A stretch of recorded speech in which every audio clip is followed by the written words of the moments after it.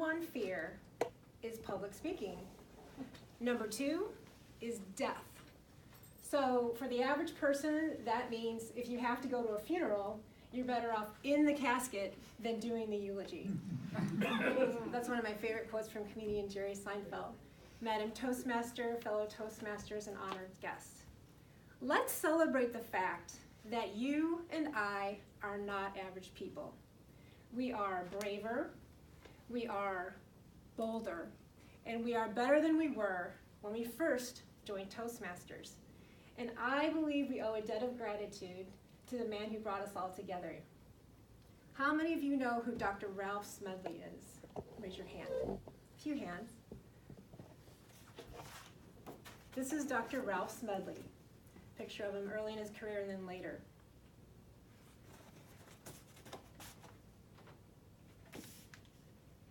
In 1903, a young man named Ralph Smedley graduated from college, and he got a job as the director of education at the YMCA in Bloomington, Illinois. And Dr. Smedley recognized early on that the young men who would visit the Y needed help to build their confidence. They needed help building their speaking skills. So he created a speakers club. Smedley invited these boys to a meeting, and they took turns presiding over the meeting and presenting short speeches. Smedley evaluated the boys' speeches, and he encouraged their peers to do the same, always with a spirit of helpfulness and consideration. And they set up their meeting very casually, like a banquet with after-dinner speeches, because Smedley knew that that would be a less intimidating environment as opposed to a more formal, stuffy setting. The Toastmaster is also a popular term back then, meaning it meant somebody who gave a toast at a banquet or other event. So they decided to call their group the Toastmasters Club. Their first meeting was in March of 1905. Now, Smedley was excellent at his job as director of education. The YMCA kept promoting him, which meant he had to move to different cities. Every time he moved to a new city, he created another Toastmasters Club. Unfortunately, for the clubs in the cities he left behind, those clubs fizzled out. But that didn't deter him. He kept creating new Toastmasters clubs with every move. Eventually, Smedley moved to California, and he worked for the YMCA in Santa Ana. And of course, he created another Toastmasters club, and they call themselves Club Number 1. Club Number 1 met for the first time in October of 1924. So this is nearly 20 years after he left Bloomington, Illinois. There was something different about this club, something sparked that didn't spark before. People from surrounding communities started to hear about the club. People from surrounding states heard about the club, and they started to contact Smedley to find out, how can we start our own club? And Smedley, he didn't have email and he didn't have a website, so he had to figure out a way to efficiently and quickly answer all of these letters and inquiries. So he created 2 publications. One was the Manual of Instruction, and the other was 10 Lessons in Public Speaking.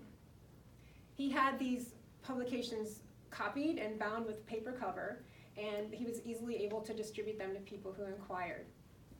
4 years later, Smedley secured copyrights for both of these publications, and he also trademarked the name Toastmasters Club.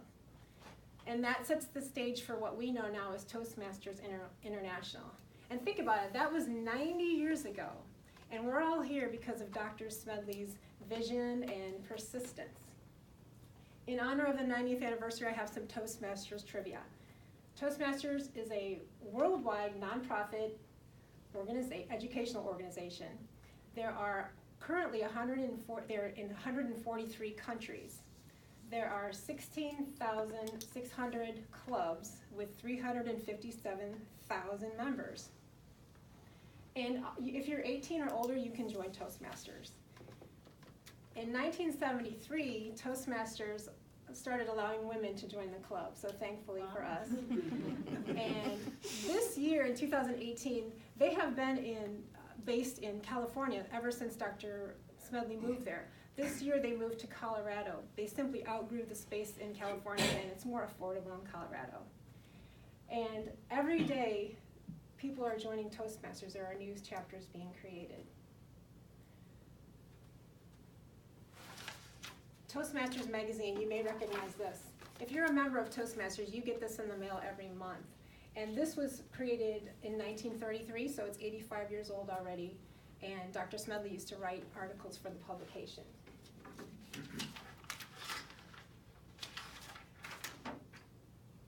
Every day, somewhere around the world, someone's joining Toastmasters Club.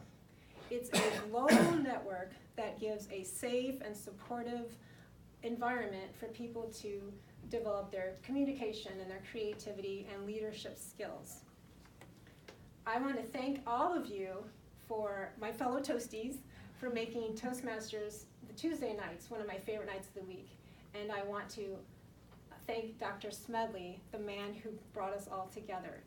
Please join me in toasting the original Toastmaster, Dr. Smedley. Thank you.